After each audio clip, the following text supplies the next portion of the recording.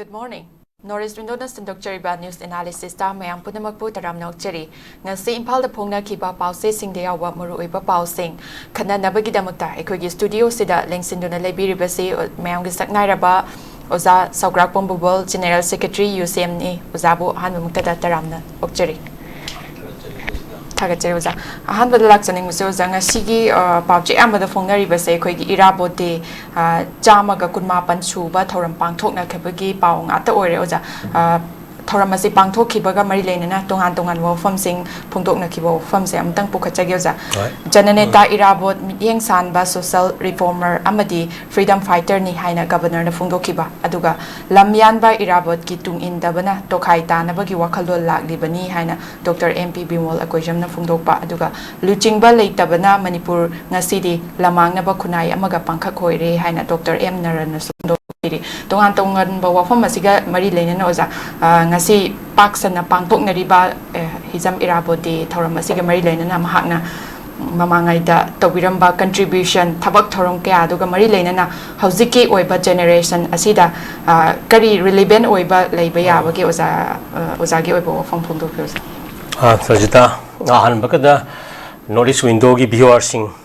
kaikumna ba thamjari aduga खबर सिंह पुरक्ले headlines ngarang gi maroi ba thokdok hai ba tare lamjan ba lusing purent hijam iraport ki samakun ga mapalak suba mapok komont paksana pangthok record ajida matang asida phajaba iraport che definitely koi gi lusing ba aseng lusing bu do amani ai ba pham sima chumme aduga khajik akoida yamna luribse mahak simiyeng khara thokna ine yengba ya na khalli madudi ka lusing basi lakamatam da mahakpo observation tawriba mayam singsida akoina irabot si karamba makhangi lusing wano haibasi mayamna the true identity of irabot si akoi masi khangba sangi miyam ka khara mari lenana maramdi irabot si ma observation tawriba irabot pu ningsing lebasi section khudingmak na ningsing le haiba tare ko akoi leiba government ki mai ke ki ngarang ma governor ti yauna akoi state holiday ko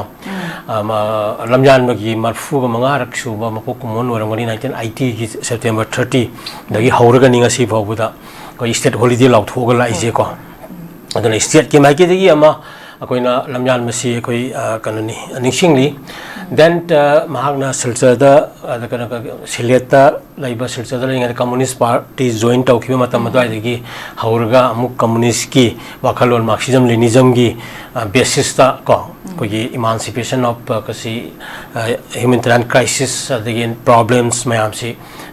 laki baduna hojik CPI ko CPM gi mai ki communist amoina irabot se dum kogi kan ningsingli ko then CSO haibatare civil society organizations na su irabot si kogi lusing puren oina ningsingli natra then kariumba khulai pairaga lal hauri ba mai ki su leiri dina ko mai ki su lamjan ba irabot pusu adum ningsingli haibatare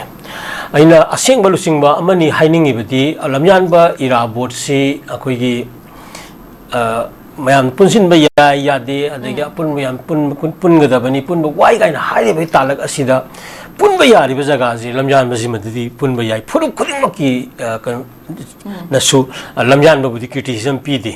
ko ngasi phaw da ko manipur da khunda leita minari ba puru kuntari kunipang kumapan ko si akoi gi lamjan ba di akoi criticism pi di maramaduna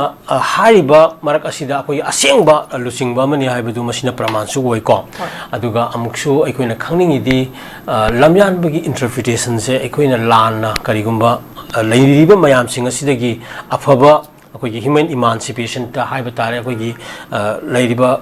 deprived tawraba natraga underprivileged hingiba aduguna ba colonized people gi freedom gi perspective de gi ngkanda miyam gi hariba ka UN gi right to self determination gi hariba concept asomda laaga miyeng ama koina yengdraga di lamjan bagi kano si akoi section basangi maramdi lamjan bagi photo mukta ubada topi upa photo yauri ko uptaba photo yauri khadi setba photo leidana sigi yam phajaba mayam se akoi masi yengadabani haibani na adu karim kanda mahaki tongan tongan ba saknol mayam duni akoi ni yengi se ko aduna akoina yamna lamjan basi 1996 ki adwaida ma pokhra matung da ki na ha ma oina yamna phajana lakhi bagi kan hiram khuding mak ta ko saum phana lakhi bagi kan akoina lairi then 1913 gi matam da sileta khoi like tam sakhi bagi 15 bok tamam ba ko 1915 bok tamam ga dagi matung da ki di ma na social work ta khare hena kagi work to gi bagi wari le ko aduna koina hariba lamjan mase koina yenga matamda hiram khuding makta mahana sokta ba pham leram da ba aduga mahana solom yom pham sing asina asum asum mayam thambiram banina akoi tunglam chatki asengba kana masak ama akoina laiba se koina yengu changi aduna mahaki masaksi koina mahana nikhin manipuri hindu mahasabha ko koina 1936 34 gi saida linkhalakpa adagi hindu lokhoki bagi matang akoi kano leire ko kan tajida aduna event mahana thengnagi basi tasengna kari haiba tare manipur gi phurup khudung makse russia gi voluntary federalism gi concept se mahak yam thajagi bagi mami tai ko amde russia na mikhail gorbachev ki matam da ki even leibak adu gi magi cr values de hingminaraga su autonomy de hingba even right to secede pau da pi ba ningtam jaragi haraga su ya ba tam chana ga tawduna khoi gi mikhail gorbachev ki matam da dum ta ki dana ko russia gi kana to suwai thajaraga british india gi manung da maning tamba sovereign kenoma khoi manipur ma laihibi concept se taseng kana irabote laihibani asigum laba wakhalon sing asi amna ningsing koi khangba tai maramuduna aikoina asagi manipuri phurup singda kudamana harabadai matamdugi mana brahma sabha gi akoida ningsing idana matamda irabot achaw maran sigi ba matamdugi miti ningol lorog lai miti pangan musliman hai tare ko siga samin thakmini hai den brahma samana mangona sas ga tawra ga kota case tawgi bi wathok pok lai ne ba even masa se miti kaino oija tara su community khuding ma khaidok pagi wakhalo lai ma masa phurup khuding makse manipur da lai russian federalism hai india gi manungda maning tama manipur ko maning tamba bharat British Bharat amagi manungda maning tama manipur man laibagi concept mani adugi same pose manipur da maning tama manipur amgi manungda maning makha tamjaba koigi kana phurup singi saktam amma lakpu duneba adu feasibility haibadi maning makha tamba haibasi ki art hasi amana ngasai gi bharat ki manungda manipur si magi state ki thakta magi ton di entity oina lakpagi ko federal structure da laigidabani adu manipur gi manungda federalism gi wakhal lerega su ngasai gi apikpa jaga amagi homin kaminaba magi laijariba manung sidadi ngasai gi territorial separation natraga kana autonomy di budi yadre ko marani feasibility laitabani na adu culture की perspective the dharma की perspective ta ko religion की then to perspective ta di phurup masa की identity nga alai jaga dong ne ha thajabani ha aka ki lamjan ba irabo na leiramise maramaduna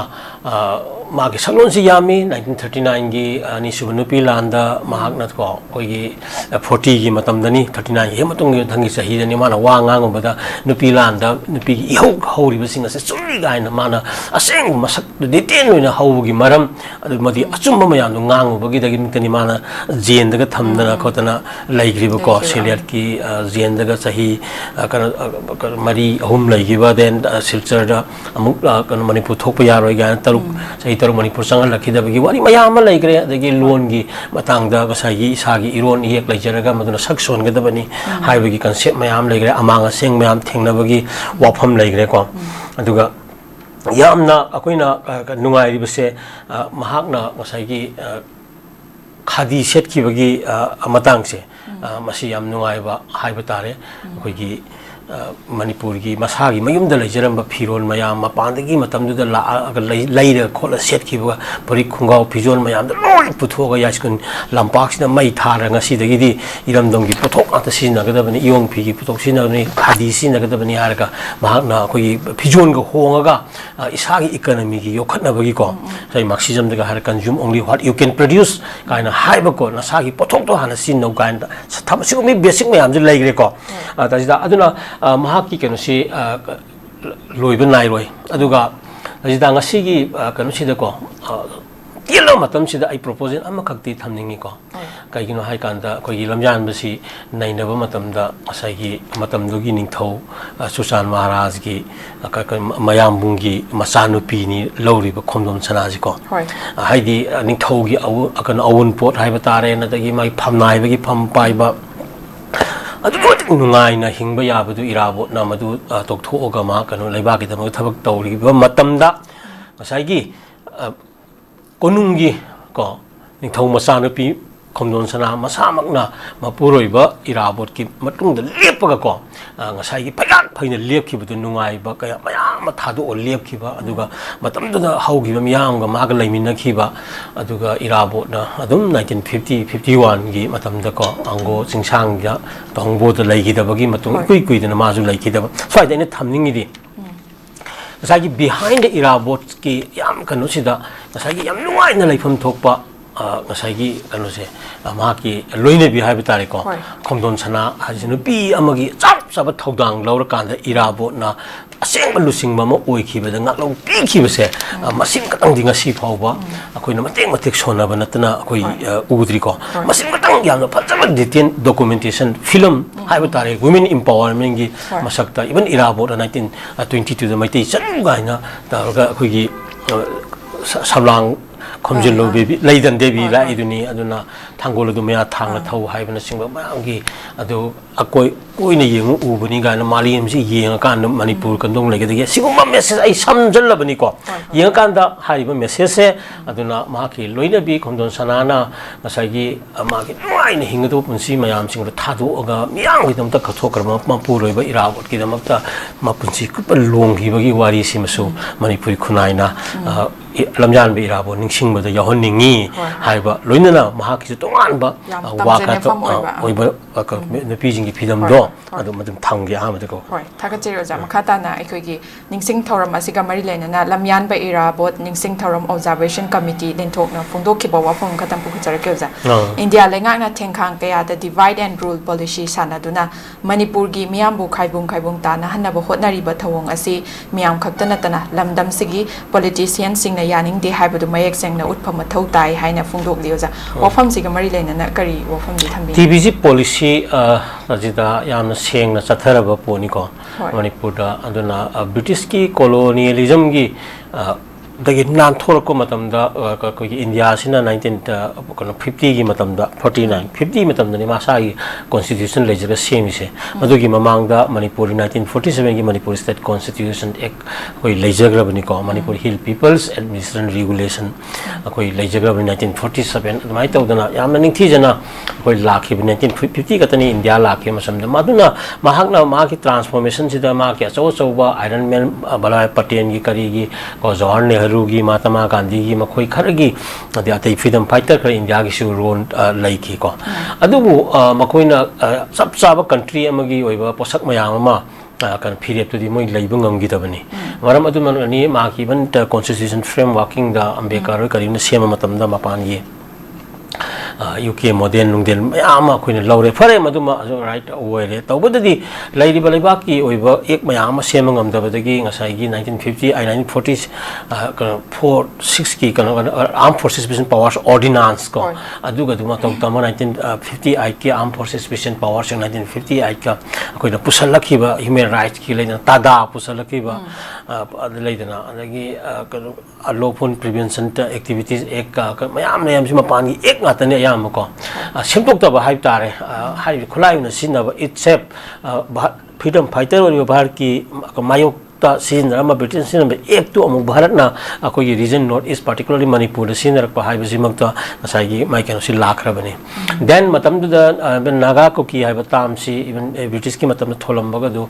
kona 1951 da amuk hendal laga schedule tribe schedule caste mayama koi gon thok ta na lakhi pot asida koi manaba miyeng amada Manipur singtam punna lejara ko podcast ko thugai bagi wakhalun legir de ko article 371 ki podcast ko apply tor tana ko sigi mayam si yenga kanda koina then constitution 50 da ko gi lakhra matung da ko si 49 gi matam atu da pun gi matam da khwadi gi nem thak daga thangi bako adagi union territory de thamjan ba am theng na 72 da ko state ka pira khiba matam si han na yengi da ba hai tare commissioner ma samana ga sum yengela laga laiki ba aduga maram dam karim ta leita ba leiba ka te yumlo na ba nagaling gum kari gum ka national pradesh bo hai ro dagi meghalaya mayam sing ase ko gi ngana dum state ka pi graga manipur thena ga pirakpa adugi marakta manipur gi posida mo ki jealousy kara dum laibugu matawi aduga hariba mayam sing asida ikoi si furup sing asi tongan tongan ba khaidolokpa gi kanu divide and rule laiba poto masi aseng bani haibasi madi tauthori ba thak mayam sing sina ikoina summe maramdi akoi isagi oijaba furup sing gi lejeriba mari akoi gi jeriba laidna housing makpada me thidagi laiba koigi nuai taba thogdo wa thok mayam hana sunaba ge thoiba si even ethnic conflict on the wonjin ba laidna no mata maitei asina kari no ba lalu je kuki ga kari ga historically mukna ba mamang da kari laigragi haiba da fur masen gi marakta ko laimine fur masen gi marakta imung manung gi masen manaw gi marakta nuai na taba kari ga khara laina ba khona ba du di adum masana madu natural process amane ba la kon thokone ba adu saigi karimata laikidaba aduda saigi khudakta oiraga saigi me thidagi wa thoktu da karigumba aron bi agenda kar mapandi mi sai khoino kum ta da ba haibada pusala kanda namdana ohengi ba pot ama khakshi masimak adum dibaim dun policy ne to khoi summedana ko adagi hari ba policy chawra ba bharat asina ma ke sakti leiraba army mayam ha ki am sakhat le ga na malem da ma ke sakti ulai ba bharat kumba amana Hage army lakh की मथक तो मणिपुर थाजल लगसु हारियो फुरुप अनि मरता मखोइना brand तौरिबा अनि gi lemta semliba muknabaga se loisindaba thaoina loisindaba ngamham thokpada ko loisindriba it's a praman ni ko koi divisi policy se ni highway ga na lairiba mayam sing asi sai sai free zone oi gedaba mafam na bharat ki atai jaga sing thogadi malem gi ba thok oi gedaba akoi sidida highway daga si adum chalhandri ni dana thaoina si adum yenga leiba ngammi ba bharat ki kano jing ne ba si mayam si praman ni haibani da si well document ta godabani chum na thangodabani aduna hayeng malem gi miyang gi mang su akoi toksin na ba hajin na ba tawri da ba ngatani si mayam si yenga kanda ta sengna divide and rule haiba posaka si maji manipur fur masen je masen hatong na jana jo makoi manipur kano jati makoi masen sina jaba makoi masen aka mukna jabada india gi mangba leiti haiba concept ni aduga masi akoi manipuri singna gyan tagadabani haibani da kaida oida furup ama muthatpa natraga namthaba haibse masi oiraroi da ba oi malemgi hoju honga ibsi da khangadabani haibani da mising yamba yamdabagi thok laga chap mana ba wakhalon da ko akoi gi lejeri phajara community gi nat culture ji yokat jaraga koi mache thamoi seng na nungsina ba haibagi wakhalon ama changbaje masida mami saman ba hona ba mayam ama thokli ba se masida divine room policy praman ya bdo amadu ai samna thamge ko thagachiri ja muthang da amuk lak jage khoi gi ing kumja lising ani ga kun hundoi da india gi awang nong pok state singi manungda manipur na crime amadi riot ki khwai de gi wang ba state ama oi ki haina agency da phongba paw amna hairi oja ekhoi sumaina manipur na awang nong pok ki lamdam si da haiba tare crime amsung riot chi hele haina report china su phongli sumaina tatana crime amsung report che crime amsung riot che thokpagi causes maram singjena kari oibe ai aduga oja ngathokna bagi di kari tawbe ai haiba oja ki site gi thambi oja tajida masi summa ba ofni 2023 gi ngatana tana 24 natraga 25 la iba sahi sigi crime gi rate che amuk fazana data khomoga waraga so amukana bu hena manipur na jo helam dong mali ko ko irang si ko me 23 de gi amuk lakhrabani na ko aduna hariba mayam singa sai gi mamang da hariba divisi policy divine policy sigi adum continuity oiba mari leina ba pot amani akoina sarangda natraga yengonda kanogi konaroi da machinjak ta sa ma che ma langjan ma da ma munna ba do aduga khoi halaman na khoi like tam ba da yong gi tan yen ga na yauri da na appeasement policy ada amada khara pijara amada khara he na pisan ma question tawra ga som tawu mayam sing adugi thongdong la thok mayam da khoi masen mayam se ngasai gi kano tawani ko narak mani khudam moina haira ba da yum ma da machimana pukmin na ba mama mapa ada machimana sing asi yum ma da yum thak tu yure e ai matam da yuri ba yum du gi yudu ba jaga da masa se lep no hotna bane ko sagi kai da yudi ai swai da yudi ai swai yudi haga yudu ba jaga da ni aduna north east region particularly manipur gi yumthak se 1950 gi matung da gi di furup mayam gi mathak ta kuppi ba yumthak se loina ba yurak pa gi mawong ni ko ꯑꯩꯈꯣꯏꯒꯤ ꯃꯃꯥꯡꯒꯤ ꯂꯩꯖꯔꯝꯕ ꯃꯌꯥꯝꯗꯣ ꯑꯗꯨꯅ ꯌꯨꯗꯕ ꯖꯒꯥꯒꯁꯤ ꯎꯍꯟꯕ ꯅꯪ ꯑꯗꯨꯋꯥꯏꯗ ꯅꯥꯇꯣꯝꯗ ꯂꯦꯞꯄꯒꯗꯤ ꯃꯣꯏꯒ ꯂꯩꯃꯤꯟꯅꯔꯨꯅꯨ ꯅꯥꯇꯣꯝ ꯂꯦꯞꯄꯒꯗꯤ ꯅꯪꯁꯦ ꯑꯗꯨꯝ ꯅꯨꯡꯉꯥꯏꯅꯤꯅꯦ ꯀꯥꯟꯅꯗꯦ ꯑꯌꯨꯕꯗ ꯂꯩꯃꯤꯟꯅꯕ ꯋꯥꯈꯜꯂꯣꯟꯁꯦ ꯇꯧꯍꯜꯂꯀꯥꯟꯗ ꯑꯩꯈꯣꯏ ꯃꯁꯦꯟꯁꯦ ꯄꯨꯜꯂꯀꯥꯟꯗ ꯌꯨꯔꯤꯕ ꯌꯨꯝꯊꯛ ꯑꯗꯨ ꯃꯦꯟꯁꯤꯟꯃꯤꯟꯅꯕꯒꯤꯀꯣ ꯑꯗꯨꯒꯤ ꯋꯥꯈꯜꯂꯣꯟ ꯃꯌꯥꯝ ꯑꯗꯨ ꯈꯜꯍꯟꯗꯕꯤꯗ ꯃꯥꯒꯤ ꯑꯣꯏꯕ ꯃꯄꯥꯒꯤ ꯌꯨꯝ ꯃꯆꯥ ꯁꯥꯟꯅꯕꯒꯤ ꯋꯥꯈꯜꯂꯣꯟꯒ ꯁꯦꯝꯒꯠꯂꯛꯈꯤꯕ ꯃꯌꯥꯝꯁꯤꯡ ꯑꯁꯤꯅ ꯉꯁꯥꯏꯒꯤ ꯀ꯭ꯔꯥꯏꯝꯁ ꯑꯦꯟ ꯀ꯭ꯔꯥꯏꯁꯤꯁ ꯃꯌꯥꯝ ꯊꯣꯛꯂꯛꯅꯕꯒꯤ ꯃꯔꯝ ꯑꯣꯏꯀꯣ ꯑꯗꯒꯤ ꯑꯃꯨꯛꯁꯨ ꯉꯁꯥꯏꯒꯤ ꯕꯖꯦꯠꯀꯤ ꯃꯥꯏꯀꯩꯗꯒꯤ ꯌꯦꯡꯉꯣ ꯅꯠꯇ꯭ꯔꯒ ꯋꯥꯔꯛ ꯀꯜꯆꯔ ꯏꯟꯗꯁꯇ꯭ꯔꯤꯒꯤ ꯃꯥꯏꯀꯩꯗꯒꯤꯕꯨ ꯌꯦꯡꯉꯣ ꯂꯧꯎ ꯁꯤꯡꯎꯒꯤ ꯃꯥꯏꯀꯩꯗꯒꯤꯕꯨ ꯌꯦꯡꯉꯣ ꯑꯩꯈꯣꯏꯒꯤ ꯂꯩꯖꯔꯤꯕ ꯄꯣꯇꯦꯟꯁꯤꯌꯦꯜ ꯃꯌꯥꯝ ꯑꯩꯈꯣꯏꯗ ꯂꯩꯔꯤꯕ ꯃꯤꯅꯔꯦꯜ ꯔꯤꯁꯣꯔꯁ ꯃꯌꯥꯝ ꯍꯧꯖꯤꯛ ꯌꯣꯡꯅ ꯌꯨꯕꯤ ꯀꯣꯟꯕꯗꯧꯅ ꯑꯩꯈꯣꯏ ꯂꯩꯔꯤꯕꯅꯤ ꯑꯗꯨꯅ ꯑꯥꯌꯨꯁꯤꯌꯟ ꯍꯥꯏꯗꯨꯅꯤ ꯑꯩꯈꯣꯏꯁꯤ ꯏꯟꯗꯣ ꯕꯪꯒ꯭ꯂꯥ ꯍꯣꯠꯁꯄꯣꯠ ꯔꯤꯖꯟꯒꯤ ꯃꯅꯨꯡꯗ ꯂꯩꯕ ꯒ꯭ꯔꯤꯟ ꯒꯣꯟꯗ ꯍꯤꯡꯉꯤꯕ ꯀꯩꯅꯣ ꯃꯤꯌꯥꯝꯅꯤ ꯍꯥꯏꯔꯀꯥꯟꯗ ꯏꯕꯟ ꯎꯅꯥꯒꯤ ꯃꯃꯜ ꯂꯨꯄꯥ ꯂꯤꯁꯤꯡ ꯌꯧꯕ ꯀꯣ ꯀꯦꯟꯁꯔ ꯀ꯭ꯌꯨꯔꯦꯕꯜ ꯄ꯭ꯂꯥꯟ ꯇꯦꯛꯁꯥꯁ ꯕꯦꯀꯇꯥꯒꯤ ꯋꯥꯔꯤ ꯂꯩꯗꯅ ꯖꯤꯟꯁꯦꯡꯒꯤ ꯋꯥꯔꯤ ꯌꯨꯔꯦꯅꯤꯌꯝꯒꯤ ꯃꯌꯥꯝꯁꯤꯡ ꯑꯁꯤ ꯀꯣꯜꯂꯀꯥꯟꯗ ꯑꯩꯈꯣꯏꯁꯤ ꯌꯥꯝꯅ ꯉꯁꯥꯏꯒꯤ ꯑꯋꯥꯕ ꯐꯤꯕꯝ ꯑꯃꯗ ꯍꯤꯡꯍꯟꯕ ꯃꯌꯥꯝ ꯑꯃ ꯂꯩꯔꯤꯕꯅꯤꯀꯣ ꯒꯣꯔꯃꯦꯟꯅ ꯄꯤꯕ ꯈꯨꯗꯣꯡꯆꯥꯕ ꯈꯔ ꯐꯪꯅꯕ ꯍꯣꯠꯅꯕꯒꯤ ꯀꯩꯅꯣꯔꯣꯝꯗꯒ ꯊꯝꯃꯒ ꯑꯗꯨꯅ ꯑꯩꯈꯣꯏ ꯃꯁꯦꯟꯁꯤ ꯀꯣꯟꯅꯍꯟꯗꯕ ꯑꯩꯈꯣꯏꯒꯤ ꯑꯗꯨꯒ ꯑꯃꯅ ꯑꯃꯒꯤ ꯁꯦꯀꯨꯔꯤꯇꯤ ꯂꯩꯍꯟꯗꯕ ꯑꯃꯅ ꯑꯃꯒꯤ ꯈꯔ ꯍꯦꯟꯅ ꯂꯧꯅꯕ ꯍꯣꯠꯅꯕꯒꯤ ꯋꯥꯈꯜꯂꯣꯟ ꯑꯃ ꯊꯝꯃꯀꯥꯟꯗ ꯑꯩꯈꯣꯏ ꯃꯁꯦꯟꯁꯤ ꯆꯤꯡꯍꯥꯏꯅꯍꯟꯕꯒꯤ ꯀꯟꯁꯦꯞ ꯑꯃꯈꯛ ꯑꯩꯈꯣꯏꯅ ꯆꯠꯊꯔꯛꯏ ꯍꯥꯏꯕꯀꯣ ꯃꯔꯝ ꯑꯁꯤꯅ ꯁꯤꯗꯩꯗ ꯉꯁꯥꯏꯒꯤ ꯀꯩꯅꯣ ꯑꯐꯪꯕ ꯄꯣꯠꯁꯤ ꯃꯨꯟꯅꯍꯜꯂꯕꯒꯤ ꯄꯣꯠꯁꯛ ꯑꯗꯨꯅꯅꯦꯕ ꯑꯩꯈꯣꯏ ꯃꯁꯦꯟꯒꯤ ꯃꯔꯛꯇ ꯑꯩꯈꯣꯏ ꯊꯥꯖꯅꯗꯕ ꯑꯃꯒ ꯃꯨꯛꯅꯕ ꯊꯣꯛꯏꯁꯦ ꯑꯩꯅ ꯈꯔ ꯌꯥꯝꯅ ꯐꯪꯍꯧꯔꯗꯤ ꯍꯥꯏꯔꯒ ꯏꯚꯟ ꯈꯔ ꯌꯥꯝꯕ ꯃꯄꯥꯡ ꯀꯟꯕ ꯈꯔ ꯌꯥꯝ ꯂꯧꯈ꯭ꯔꯁꯨ ꯂꯧꯁꯤꯡ ꯂꯩꯕꯁꯤꯡꯅ ꯑꯃꯨꯛ ꯂꯣꯟꯅ ꯇꯧꯔꯒ ꯁꯤꯒꯨꯝꯕ ꯍꯥꯏꯕꯗꯤ ꯁꯤꯟꯁꯦꯔꯤꯇꯤ ꯋꯥꯠꯂꯛꯄ ꯑꯣꯅꯦꯁꯇꯤ ꯋꯥꯠꯂꯛꯄ ꯑꯩꯈꯣꯏꯒꯤ ꯑꯁꯦꯡꯕ ꯑꯃꯠꯇ ꯑꯣꯏꯕꯒꯤꯀꯣ ꯑꯩꯈꯣꯏꯒꯤ ꯀꯩꯅꯣ ꯁꯛꯇꯝꯁꯨ ꯃꯥꯂꯦꯝꯗ ꯇꯥꯖꯤꯗ ꯈꯪꯃꯤꯟꯅꯕ ꯑꯃ ꯆꯪꯕꯅꯤ ꯂꯩꯕꯥꯛ ꯐꯨꯔꯨꯞ ꯑꯃꯈꯛꯇꯪꯅ ꯈꯨꯟꯗꯥꯕ ꯂꯩꯕꯥꯛ ꯑꯃꯇꯪ पुꯊꯣꯛꯑꯕ ꯂꯩꯔꯝꯃꯣꯏ ꯍꯥꯏꯕꯅꯤꯗ ꯐꯨꯔꯨꯞ ꯑꯃꯈꯛꯇꯪ ꯈꯨꯟꯗꯥꯕ ꯂꯩꯕꯥꯛ ꯑꯃ ꯃꯥꯂꯦꯝꯁꯤꯗ ꯂꯩꯕ꯭ꯔꯥ ꯂꯩꯇꯕꯅꯤ ꯍꯥꯏꯕꯅꯤꯗ ꯑꯗꯨꯗ ꯑꯣꯏꯔꯒꯗꯤ ꯑꯩꯈꯣꯏꯅ ꯂꯩꯕꯥꯛ ꯑꯃꯅꯦꯅ ꯊꯥꯖꯔꯒꯗꯤ ꯐꯨꯔꯨꯞ ꯃꯌꯥꯝ ꯍꯤꯡꯃꯤꯟꯅꯒꯗꯕꯅꯤ ꯍꯥꯏꯕꯁꯦ ꯃꯁꯤ ꯀꯝꯄꯜꯁꯔꯤ ꯉꯁꯥꯏꯒꯤ ꯃꯥꯒꯤ ꯀꯦꯔꯦꯛꯇꯔ ꯑꯃꯅꯤ ꯍꯥꯏꯕꯅꯤꯗ ꯑꯗꯨꯗ ꯊꯥꯖꯕ ꯑꯃ ꯑꯩꯈꯣꯏꯗ ꯆꯪꯉꯦꯕ ꯑꯗꯨꯅ ꯂꯩꯔꯤꯕ ꯃꯩꯇꯩ ꯄꯥꯡꯒꯜ ꯑꯗꯒꯤ ꯑꯩꯈꯣꯏ ꯂꯩꯔꯤꯕ ꯏꯆꯤꯟ ꯏꯅꯥꯎ ꯑꯗꯩ ꯅꯥꯒꯥꯒꯤ ꯀꯨꯀꯤꯒꯤ ꯃꯅꯨꯡꯗ ꯐꯣꯜꯗ ꯂꯩꯔꯤꯕ ꯃꯌꯥꯝꯁꯤꯡ ꯑꯁꯤ ꯀꯣꯡ ꯀꯣꯏꯔꯤ ꯃꯆꯥ ꯃꯌꯥꯝ ꯑꯆꯧ ꯄꯤꯁꯛ ꯈꯥꯏꯗꯅ ꯑꯩꯈꯣꯏꯁꯦ ꯃꯥꯒꯤ ꯂꯤꯗꯔꯁꯤꯞꯀꯤ ꯃꯥꯏꯟꯁꯦꯠꯇ ꯀꯩꯗ ꯑꯗꯒꯤ ꯃꯥꯒꯤ ꯔꯤꯄ꯭ꯔꯖꯦꯟꯇꯦꯇꯤꯚ ꯁꯤꯑꯦꯁꯑꯣꯒꯤ ꯃꯥꯏꯟꯁꯦꯠꯇ ꯑꯩꯈꯣꯏꯒꯤ ꯂꯩꯃꯤꯟꯅꯗꯕ ꯁꯨꯡꯌꯥ ꯌꯥꯗ꯭ꯔꯕꯅꯤ ꯍꯥꯏꯕ ꯋꯥꯈꯜꯂꯣꯟꯁꯦ ꯃꯁꯤ ꯏꯍꯥꯟ ꯍꯥꯟꯅ ꯁꯦꯡꯅ ꯊꯝꯐꯝ ꯆꯪꯉꯤ ꯍꯥꯏꯕꯅꯤꯗ ꯁꯤ ꯊꯝꯍꯟꯗꯅꯕ ꯂꯥꯛꯅꯕ ꯃꯌꯥꯝꯗꯣ ꯑꯗꯨ ꯑꯩꯅ ꯕꯦꯁꯤꯛꯇ ꯍꯥꯏꯔꯤꯁꯦ ꯑꯇꯩ ꯀꯩꯁꯨ ꯅꯠꯇꯦ ꯁꯤꯒꯨꯝꯕ ꯃꯌꯥꯝꯁꯦ ꯀꯥꯏꯊꯔꯛꯄꯗꯨꯅ ꯃꯥꯒꯤ ꯑꯩꯒꯤ ꯍꯥꯏꯕ ꯋꯥꯈꯜꯂꯣꯟ ꯂꯥꯛꯄꯁꯤꯗꯒꯤꯅꯦꯕ ꯀ꯭ꯔꯥꯏꯝ ꯑꯄꯨꯟꯕꯒꯤ ꯃꯁꯛ ꯑꯄꯨꯟꯕ ꯃꯅꯤꯄꯨꯔꯒꯤ ꯃꯁꯛ ꯑꯄꯨꯟꯕ ꯀꯝꯄꯣꯖꯤꯠ ꯃꯌꯥꯝꯁꯤꯡꯒꯤ ꯃꯣꯖꯦꯛ ꯑꯣꯏꯕ ꯀꯜꯆꯔꯦꯜꯒꯤ ꯃꯁꯛ ꯑꯁꯤꯅ ꯃꯅꯤꯄꯨꯔꯒꯤ ꯑꯄꯨꯟꯕꯒꯤ ꯃꯁꯛ ꯑꯃ ꯁꯦꯝꯕꯒꯗꯣ ꯑꯗꯨꯅꯤ ꯈꯟꯕ ꯉꯝꯗꯕ ꯍꯥꯏꯕ ꯇꯥꯔꯦ ꯃꯆꯨꯒꯤ ꯇꯥꯏ ꯃꯆꯦꯠ ꯃꯌꯥꯝꯗꯨꯅ ꯄꯨꯜꯂꯀꯥꯟꯗ ꯐꯖꯕ ꯃꯥꯔꯕꯜꯒꯤ ꯀꯩꯅꯣꯃ ꯌꯦꯡꯕ ꯃꯇꯝꯗ ꯐꯝꯕꯥꯛ ꯃꯅꯤꯄꯨꯔ ꯐꯝꯕꯥꯛ ꯑꯃ ꯊꯣꯛꯍꯜꯂꯤꯅꯤ ꯍꯥꯏꯕꯗꯣ ꯈꯟꯕ ꯉꯝꯗꯕ ꯀꯣ ꯑꯗꯨꯅ ꯁꯤꯒꯨꯝꯕ ꯃꯌꯥꯝꯁꯤꯡ ꯑꯁꯤꯅ ꯀ꯭ꯔꯥꯏꯝꯁꯤ ꯍꯦꯟꯒꯠꯂꯛꯄꯅꯤ ꯃꯔꯝ ꯑꯗꯨꯅ ꯁꯤ ꯑꯩꯈꯣꯏ ꯑꯦꯋꯦꯌꯔ ꯑꯣꯏꯒꯗꯕꯅꯤ ꯑꯩꯈꯣꯏ ꯃꯁꯤꯗꯒꯤ ꯅꯥꯟꯊꯣꯛꯅꯕ ꯍꯣꯠꯅꯒꯗꯕꯅꯤ ꯅꯠꯇ꯭ꯔꯕꯗꯤ ꯑꯩꯈꯣꯏꯁꯤ ꯁꯨꯏꯁꯥꯏꯗꯦꯟ ꯑꯃꯗ ꯑꯩꯈꯣꯏ ꯃꯁꯦꯟ ꯉꯥꯛꯇ ꯑꯩꯈꯣꯏꯒꯤ ꯂꯩꯗꯅ ꯁꯨꯏꯁꯥꯏꯗꯦꯟ ꯗꯤꯁꯀꯣꯔꯁ ꯑꯃꯗ ꯆꯪꯁꯤꯜꯂꯒ ꯑꯩꯈꯣꯏ ꯃꯁꯦꯟꯁꯦ ꯑꯩꯈꯣꯏꯒꯤ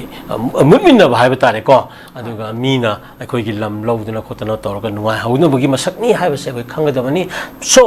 ꯑꯩꯈꯣꯏꯅ ꯑꯩꯈꯣꯏꯒꯤ ꯑꯣꯏꯕ ꯅꯨꯡꯉꯥꯏꯖꯕ ꯑꯩꯈꯣꯏꯒꯤ ꯑꯣꯏꯕ ꯅꯤꯡꯇꯝꯖꯕ ꯑꯩꯈꯣꯏꯒꯤ ꯑꯣꯏꯕ ꯃꯌꯥꯝꯁꯤꯡ ꯑꯁꯦ ꯁꯅꯥꯒꯤ ꯀꯣꯝꯄꯥꯛꯇ ꯍꯥꯞꯄꯒ ꯃꯤꯅ ꯄꯤꯔꯛꯀꯗꯧꯕ ꯅꯠꯇꯦ ꯃꯔꯝ ꯑꯗꯨꯅ ꯍꯤꯡꯃꯤꯟꯅꯔꯤꯕ ꯐꯨꯔꯨꯞꯁꯤꯡꯒꯤ ꯂꯨꯆꯤꯡꯕꯁꯤꯡ ꯁꯤꯑꯦꯁꯑꯣꯒꯤ ꯂꯨꯆꯤꯡꯕꯁꯤꯡ ꯃꯌꯥꯝꯁꯤꯡ ꯑꯁꯤꯅ ꯑꯩꯈꯣꯏ ꯃꯨꯟꯅ ꯈꯪꯃꯤꯟꯅꯔꯒ ꯑꯩꯈꯣꯏ ꯏꯁꯥꯅ ꯀꯃꯥꯏꯅ ꯃꯁꯤ ꯁꯦꯝꯃꯤꯟꯅꯁꯤꯒꯦ ꯍꯥꯏꯕ ꯋꯥꯈꯜꯂꯣꯟꯗ ꯆꯪꯕ ꯀꯥꯟꯗ ꯉꯁꯥꯏ ꯀ꯭ꯔꯥꯏꯝ ꯑꯗ ꯉꯁꯥꯏꯒꯤ ꯂꯩꯔꯤꯕ ꯃꯌꯥꯝꯁꯤꯡ ꯑꯁꯦ ꯐꯠꯇꯕ ꯊꯧꯗꯣꯛ ꯍꯤꯡꯁꯥꯒꯤ ꯊꯕꯛ ꯚꯥꯏꯂꯦꯟ ꯑꯦꯛꯇꯤꯚꯤꯇꯤꯁ ꯃꯌꯥꯝꯁꯦ ꯑꯩꯈꯣꯏ ꯍꯟꯊꯔꯛꯀꯅꯤ ꯑꯩꯈꯣꯏ ꯂꯦꯟ ꯏꯁꯨꯁ ꯂꯩꯔꯤ ꯑꯩꯈꯣꯏ ꯁꯤꯗꯩꯗ ꯃꯌꯥꯝ ꯑꯃꯀꯣ ꯑꯩꯈꯣꯏꯅ ꯄꯣꯂꯤꯇꯤꯀꯦꯜꯒꯤ ꯀꯩꯅꯣ ꯔꯥꯖꯅꯤꯇꯤꯒꯤ ꯑꯣꯏꯕ ꯃꯤꯠꯌꯦꯡ ꯑꯁꯤ ꯑꯩꯈꯣꯏ ꯂꯩꯔꯤ ꯑꯗꯒꯤ ꯃꯤꯇꯣꯞ ꯆꯪꯁꯤꯜꯂꯛꯄꯒꯤ ꯃꯤꯠꯌꯦꯡ ꯂꯩꯔꯤ ꯂꯩꯗꯅ ꯑꯗꯨꯅ ꯏꯁꯇꯦꯠ ꯒꯣꯔꯃꯦꯟꯒꯤ ꯄꯣꯂꯤꯁꯤ ꯁꯣꯏꯕꯒꯤ ꯃꯤꯠꯌꯦꯡ ꯂꯩꯔꯤ ꯁꯤꯒꯨꯝꯕ ꯐꯦꯛꯇꯔ ꯃꯌꯥꯝ ꯑꯃ ꯑꯩꯈꯣꯏ ꯁꯤꯗ ꯌꯥꯎꯔꯤꯕ ꯇꯥꯖꯤꯗꯀꯣ ꯃꯁꯤ ꯅꯤꯌꯣꯝ ꯅꯥꯏꯅ ꯌꯦꯡꯁꯤꯟꯕ ꯆꯪꯉꯤ ꯍꯥꯏꯕꯁꯦ ꯑꯩ ꯊꯝꯒꯦꯀꯣ ꯍꯣꯏ ꯊꯥꯒꯠꯆꯔꯤ ꯑꯣꯖꯥ ꯃꯈꯥ ꯇꯥꯅ ꯔꯤꯄꯣꯔꯠ ꯑꯃꯒꯤ ꯑꯃꯨꯛ ꯂꯥꯛꯆꯒꯦ NCIR ꯍꯥꯏꯕ ꯇꯥꯔꯦ ꯅꯦꯁꯅꯦꯜ ꯀ꯭ꯔꯥꯏꯝ ꯔꯦꯀꯣꯔꯗ ꯕ꯭ꯌꯨꯔꯣꯅ ꯐꯣꯡꯈꯤꯕꯒꯤ ꯃꯇꯨꯡ ꯏꯟꯅ ꯏꯪ ꯀꯨꯝꯖꯥ 2000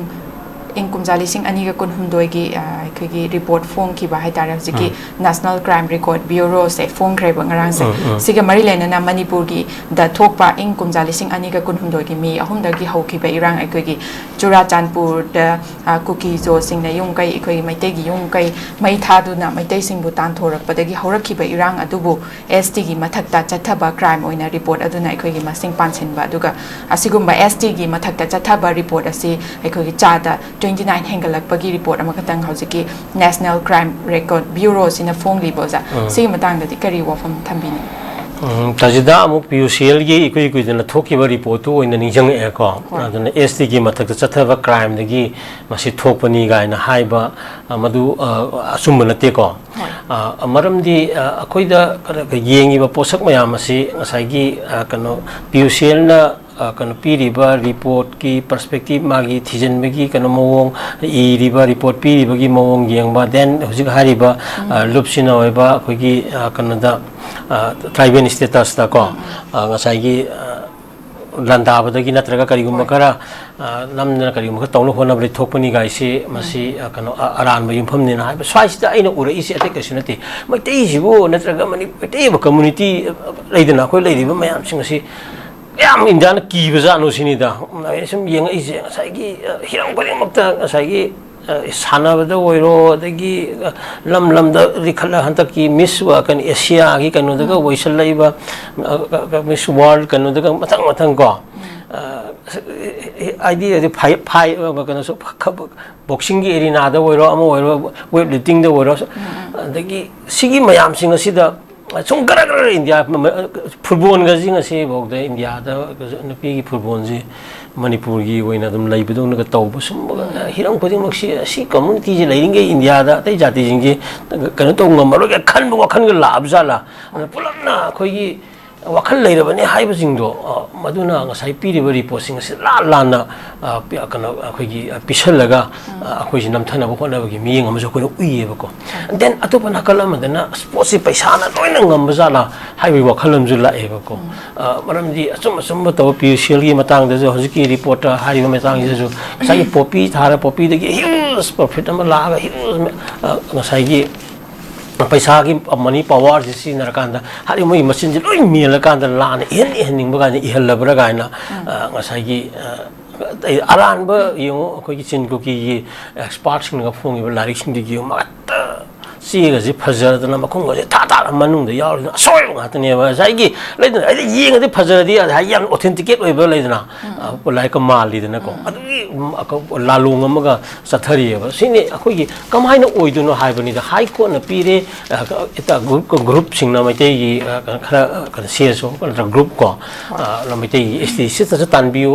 पीबीओ न हाइबनि अदुगा पीबा दु अखाई रिपोर्ट मणिपुर स्टेट गवर्नमेंट थारा वाइबनि थाददना लैबनि कोई हाई कोर्ट यंजनबियो हाइबनि हाई कोर्ट अमजुंग साइगी मीना थारो हाइबदुदि करी लेगे थाब करी कागे थादो खोना साइगी हाइबे वानी अदमाइना साइगी इचमतम स्टेट गवर्नमेंट की सो मदु अखोगी ओपिनियन तसेंगना सबचाना स्टेट गवर्नमेंट की लैत्रगसु मागी क्राइटेरिया एसटी चनबगी क्राइटेरिया लैजम यानु फुलफिल तौरगदि अदुम ओइबि याई अदुगी मतुंगिना तौबिरो हारगा रिप्लाई थादो खसु लोइरबनि पुनम असि मरक्त रैली अमा सिंजलगा एसटी चंगिदोरि हारगा छात्रगी रैली नोंमै पाइसलगा ngसाई वाथोके थोअल अकांदा ngसाई सेपरेट मिशन तानबगी कनोसि लाइनि हिंसा चथरइबनि मयाम सिदा कमाइना कन एसटी दुदा कनो तौदुनो हाइबनिदा मथक्ता करी मिनि चथब प्रमाण लैगे अखोई योइबा सोफार अखोई रिपोर्ट उठखरे ngasi पावबदा लास्ट 10 years 12 years ता ngसाई सिंगी लमदा थादबा बेनिफिट की माय परसेंटेज सब साना 40 to 45 35% of the total budget थादरिदना लाइबा खोलिबा रिकॉर्ड लैरे डाटा लैरे को सिंग चाखोनबा लैरे सि मयाम सि कनो असुम सि येंगा कना कमाइना एसटी दा ngसाई कोई वोलुबदुनो ओइदुनो हाइबनिदा अदुना एसटी डिमांड तौबा ओबीसी डिमांड तौबा नत्रगा जेनरल खर हेन डिमांड तौबा जे within the framework of the constitution and democratic rights अदगी मनुंग द पीपल्स की डेमोक्रेटिक डिमांड तौबा इस इज अ वेरी कननेबा कोई हक ने हाइबनिदा right to demand hai base pida duna mai concern authority demand gi makha pon mani dana ko demand to du di kano ne da sigi process ka ji wakhan khan mangam da na sai report si la na isala kan akhoi gi narrative se akhoi la hana boga hotna basi masi taseng na akhoi bu hena singkalan bani hai ba lo bu tare ko aduna yamna kan na akhoi opposition da laring ge akhoi hai telangana nungsit ne ka lingi wangkhat pe heli ko adu nungsit ka leiba nungsit sida ka telangana mari tatana badi akhoi ju hona ba changi aduna akhoi sai da ni latest unite hai se akhoi gi lairiba scholar sing ko sing scholar hai ba tare mai te scholar gi wana te ko aduna hariba scholar sing asina manipur gi apuna sum thajaba adegi matam gi iri kongkok te history sim san history me amna sat akoi gi antithesis of thopi ba masi aran bani ga ma concern history ana taro history ana to thopi ba economic culture and perspective tawra ga madu expansion to thopi ba koi tumin pangai le sala tolo ngai ba dong kari duna som leiraga akoi gi matam gi kano me am ta hogda buduna akoi na asidi sai gi kushanga ga di malak padu ko history around by history yam da chan gi masal isini aduna kapi ni kaino hoji eviction tawriba ko ya mayam saunari ko na asengba leidana maram chadana eviction tawbu adum yauri ko even thaida laingon gi matang adum yauri to pasaga khara leidana sigumagi mi kana chumjaba hak khara yauri sigumsu yang kanda jaga khara da eviction tawri sida asenga masa masu di akoi asengba lam sarkar munbi gren lobu yauri ni asengba di henjan belam ne ba te tawri jingje sibu kok thura ini kuisalaga di haibani da tajida ko maramada punam siya kanda ikoi gi tuan ba kana section da library ba kada gi academicians intellectuals na ko and CSO gi library ba singa sina ma concern kana singa sida kana to holingi particularly government ki library ba pasang matam gi ko masi yam sensitive way kada bani adu ko da tasengna kana political aspiration thai ba dare democratic ki kana process da gi then politicians na ta ko da ma am legislation na ta ko da ma am singa to thamai ba dong na to laga am se loinga ko ma singa tam muksan halaga yengjan halaga lai halakanda pura aikoi sim namdagi na bagi posa angkor lai sia koi conscious awareness warga angtang di sai lamjan be irabot kumagi perspective ko purwasa ni ser semagi mayu taga lepki ba ko ki ba adu kumagi wakhalon du le ka angtang di hona mina sia ba message thamge ko thaga chiri ja makhata na muk lak jage khoi gi special commando gi kangbu na khun ngak pa yauram ba mioi ama fana na ba lak pada khoi shauna ra ba le kai miam na special commando gi kangbu aduna tonglak akhoi gari ani thugai khiba ga loina na gari mathak makha onthokre gari sing aduda tongduna lakhiba sing aduda khutha kre ba paw mi yaure sa me gi akhoi ahum da gi horakhiba lan sina maram oiraga haiba tare lekai gi khulnga pa thuglakhiba kangbu sing do haija ba tare oza adugi mai kai de khoi gi commando sing sina fa ba lak pa dai akhoi gi khoi saunaraba praja sing na attack to ki violence tok pa gi paw du ne za leiri ba situation sida karamaina yeng be za hoi masi amna kana sensitive chu agoi aduga amukso ekoida asum mayam mamanga thokriba masai gi kana dajdan pokhalaki point me am singa tuni akoi site lariba realities me am singse masi reporting to narratives ma pi matam natraga concerned authority central government gi manam finding ma pirka matam da akoi gi realities ga hek chana da ba ma thokuje ngasai gi mamangi report pi gi pi sengi pi ba reality ga chana da ba atoi thoi contract ei boidana hojik village voluntary force ma pha bagi matang si hantak khara adum toina changsal emission amoina village volunteer singje phana bhonari haibagi kanom khaksi hoigi amal leidana aduna kan hariba village volunteer kari no haiba ma koina understand munna adum miyama tawraga su madu ona taina bada sum thabuk la tholko mayam jine ko nungai tri je maramdi ekoi methi degi wathok se thoe adagi khangoduna tholko matam da hoi kana khulai khara lak thok laksin tawraga khulai leitabani civilian mayam singa sina government and department degi kari degi la ga kholaga madu ngak na hotnare ko hotna bana sai gi sibana ba yaure angam sai gi khodak ta khulai gi khula khagi kana seng pura seng adagi tawraga haidana ngasai kan khulai na tara abanina khulai gi oiba defense tawgi bane ba adu tawra matung da ngasai gi cha da thak khangdana miyan angam ba ngari thumche thau thum yi pi na khotana hariba khulai gi ori ba mukna bodo koina amadu ngam gi da village volunteer force da achau ba thudang ma logri bane ba adu logri ma yam singa si hojina irang si sarakpa kana ingtharapagi mata amala akanda masagi makoi kana even se koi aramai karigi kana mayam haro khulai pawda loimba koi kana surrender tawbagi government ha koi matungina koi tawba ayama tawgrabani deposit se ko aduna hoji license kan adu da khara paina ba khona baduna amani aduna hojik hoji mathang mathang sum pharak pa hari ba sing se kamaina rehabilitation tawdoino ingtharaka mata masida makoi phara jena thamgadra haibsi wahang je masi tayon masine ba tayon ba thoi se madudani miyam na phawdi miyam na kana horti ho chathari base marabna yaring ei ojik village volunteer force aiba asi hojik su adum kana se jaga jaga da magi posi pula kana ingda base loidri banina magi sem sabati adum lainari ba ngakta ne ba ko aduna village volunteer da hojik ma thok ta base koi ki masagi immunity from koi ki kana duni prosecution ha ba tare ko masagi magi mathakta ain gi ba kano changjil laga kano tobudagi masaji ngak thok chana bagi makoi hak ama khak koina yengbi ba ma koina changi ba aduga makoi si ingthar ya hare ga so makoi protection tobi ba aduga rehabilitation tobi ba ki tangai phada ba changi ba concerned authority na makoi bu ngak sela matung da chengna makoi khulai paira ga kari gumba kano authority ki makai da haurgen hauba adu ma group na te ha bani da masagi lairi ba atopa group amana community na amana ngasai kulai pa ga tawli ba adu ka tang thengna ba lai ba pot amane ba maram aduna ngasai gi mainstream gi ba post lakna ba amu hanjal pata ba tamda makoi gi protection and rehabilitation tawbi ba koi gi policy ma sang ya bani da adu asi bu udi ha bani da ngasai gi even kulai tha do le kulai sare ta holle lakhi ba hankal le adu matung da amu adu din na koi si tang sum samai tawro si noi gi kano lambi samai na si jaga si lairo na traga ma tawro yum da lai gi lairo adagi na koi gi oiba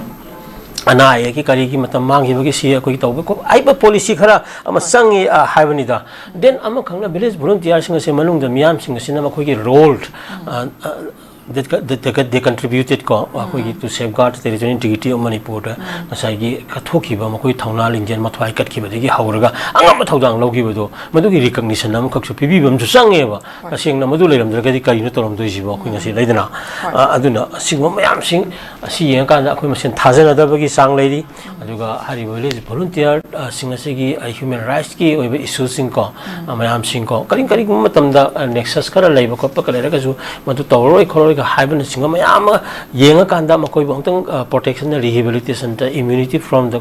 akoi again prosecution ko singa mayam singa sigi kano se makoi hujik lai jaba right ni masi concern authority na khana biga da bani adu ga sigumba akoi pam da ba leidana mukna ba ko na bagi thabak se mata makha amuk to I to aning de ha wafam se kai thamge ko da thaga chayo cha loishalak pada aroi boina lakjage khoi gi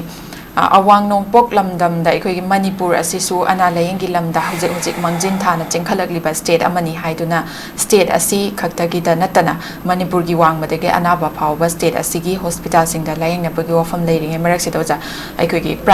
private hospital sing da anaba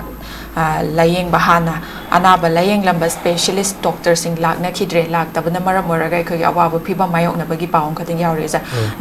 wafam asige mari lena na mamang de khoi gi rems ta thodok thokiba balance kya ma thokiba na maram moraga medical superintendent na supungdo kiba wafam da khoi gi government hospital sing da duty tawba haitar employees sing se private ki hospital sing da practice tawba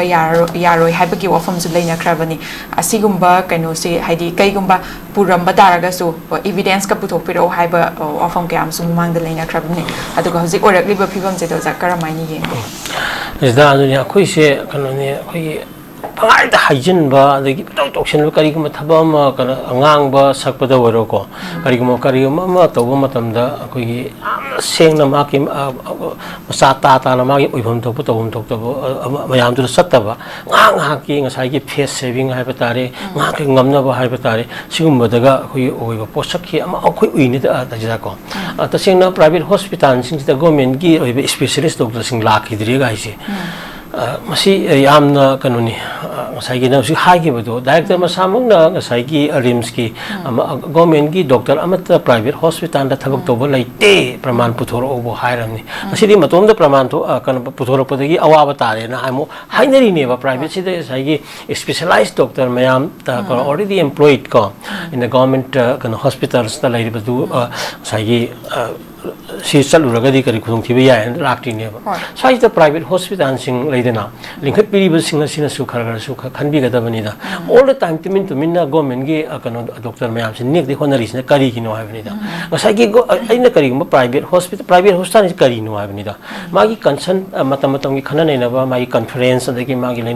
लाइना तिनागी मरमदा doctor की मसेन की गसागी intellectual नत्रगे academic कनो ma'am तो discourse ma'am पांथोकपुदे इकाई दिन लविको exchange of thoughts and views and ko scientific kano mayam akoi process mayam hengkat na bidamta but lairiba in private hospital ama lingkat ki hairaga di aina letab kano toriba hangliba department particularly laidana mitki oiro nakongi na tongi operation surgery ki lairo adugi particular aina ngamjaba capacity ki lebenda magi specialized thamda na hangi si kari gino all the time atop government keno di longna bu honari sina kari gino habani da manipur doctor thok phangdaba mayam doctor lina su habi augre lising mari mangai mathak ta laisale haire ma'am Singh train तौर पुखट अनौब वाखल पुखल government की rule अखोई सरकार की थबक तौर doctor Singh private पुब यादे चिंग ma'am हुरालना तौदबीदा कनो तौनब सोंगी लेजरीब डॉक्टर पास आउट तौरीब मैम ट्रेन तौर खोल सब ताना वेल इक्विप होरेको then now I am going to just establish this one to just meet with the demands of the people in terms of होगी हेल्थ सेक्टर दा लेरी ma'am से तौरगे गायन खनबी कैपेसिटी यौदना हांगबीरिब करिगिनो हाइबन सिंग लेदना अदुना सिगुम इश्यूज मैम थोगलेइबा अदुना हॉस्पिटल की पोतगी सागी लनाई की ओइना अमु येंगको मतमदा तोआन तोआन युमदसु अमु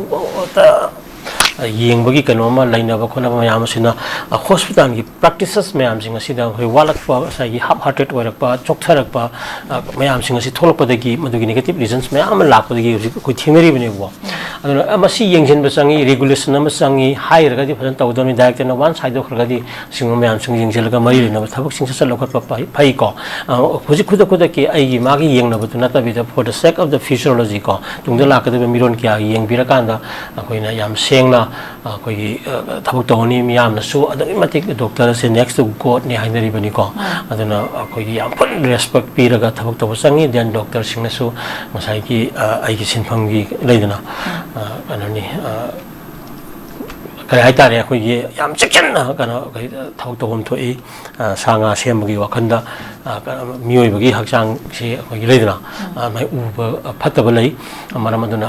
हिरम खुदी मुक्त फमिनबम संगे से थमकांदा हौजिकी अपोट से यान मरुय पोनी प्राइवेट हॉस्पिटल सिंग फज फजना लैबियु अदुगा नियम सुमना लैबियु गवर्नमेंट हॉस्पिटल सिंग लैबियु मरक्ता यादब रुने रेगुलेशंस डॉक्टर मयाम की ओइबा exchange of thoughts and views मतम चा साना तौबियु को अदुगा हेता नकल मद पूर्ण नकल मद Sen high high तामदना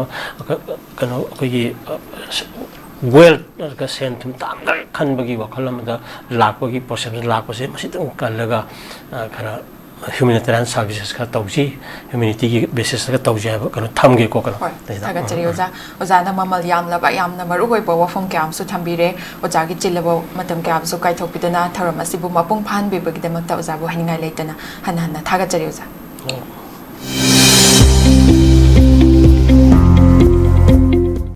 Welcome to Uttaranchal